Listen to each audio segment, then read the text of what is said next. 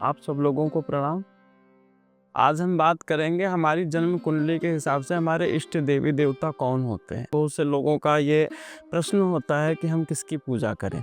कई बार क्या होता है, हम हमारी कुंडली के हिसाब से विपरीत देवी देवता की पूजा करते हैं और हमें नुकसान होता है। जैसे कई बार हमारी कुंडली में मंगल की स्थिति ठीक नहीं होती।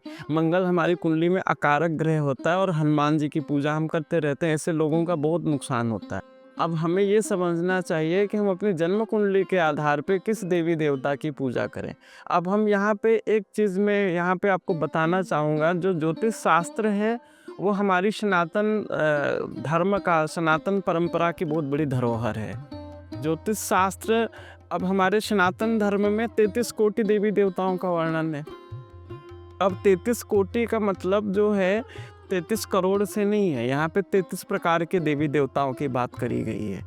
और हमारा जिस प्रकार से देवी देवता कोई भी अलग नहीं है, एक ही है, ब्रह्म एक ही है। उस ब्रह्म के अलग अलग स्वरूप हैं और अलग अलग स्वरूप के हिसाब से, जैसे कि मान लीजिए उदाहरण के तौर पे मान लीजिए कि अग्नि का अस्तित्व है, अग्नि तत्व है, अग्नि तत्व का अपना अस्तित्व है।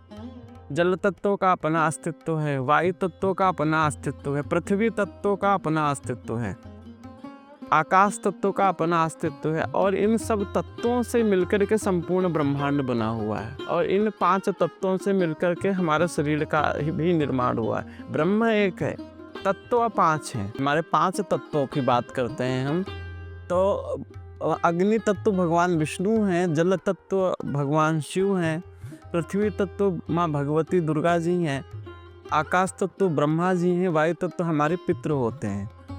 अब उन तत्वों के आधार पे जिस प्रकार से हमारा 5 तत्वों मिलकर के हमारा शरीर बना, 5 तत्वों को मिलकर के पूरा ब्रह्मांड बना। हमारे शरीर में एक तत्व की प्रधानता होती है। 5 तत्वों से मिलकर के शरीर तो बना, लेकिन एक तत्व की प्रधानता होती है। उस तत्व की प्रधानता के अनुसार ही हम उस ब्रह्म के जो अलग अलग जब स्वरूप होते हैं उन तत्वों के हिसाब से, तो उस तत्व से संबंधित देवी देवता की हमें पूजा करनी होती है। अब हमारा जो जन्म कुंडली होती है वो निर्धारित करता है कि हम किस तत्व, हम आकाश तत्व वाले हैं, हम पृथ्वी तत्व वाले हैं, हम जल तत्व वाले हैं, हम अग्नि तत्व वाले हैं, हम वायु तत्व वाले हैं। वो हमारी लग्न राशि से, हमारे लग्न से ये चीज़ निर्धारित हो जाती है। तो इस संदर्भ में हमें ये ज्ञात होना चाहिए कि हमारी राशि क्या है। जैसे कि जिस राशि में हमारा चंद्रमा होता है वो हमारी जन्म राशि होती है। और जन्म राशि के हिसाब से हमारा इष्ट जो होता है तय होता है कि हमारी जन्म राशि के हिसाब से हमारा इष्ट कौन है। और जन्म राशि के हिसाब से हमारा इष्ट निर्धारित होता है। उसके बाद हमारी कुंडली में जो पंचम भाव और पंचमेश का हमारे जन्म राशि के स्वामी के साथ किस प्रकार का संबंध है, किस प्रकार का सामंजस्य है, उन दोनों के सामंजस्य को देख करके हमें अपने इष्ट देवी देवता का पता करना चाहिए। जैसे कि उदाहरण के तौर पे मान लीजिए किसी व्यक्ति की मेष राशि है तो उस व्यक्ति की माँ दुर्गा, माँ देवी जो है भगवती दुर्गा के रूप में उसकी इष्ट होंगी। अब मेष राशि का स्वामी मंगल होता है। अब मान पंचलीजिए वो कुंडली उसकी मेष राशि है और कुंडली धनु लग्न की है, धनु लग्न की कुंडली है, तो उसका जो है पंचम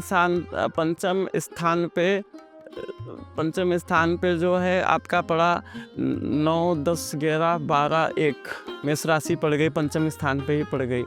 तो यहाँ पर जो है धनु लग्न में मेष राशि पंचम में ही पड़ गई, तो उनका पूर्ण रूप से जो है उनका इष्ट जो होगा माँ दुर्गा ही होंगी।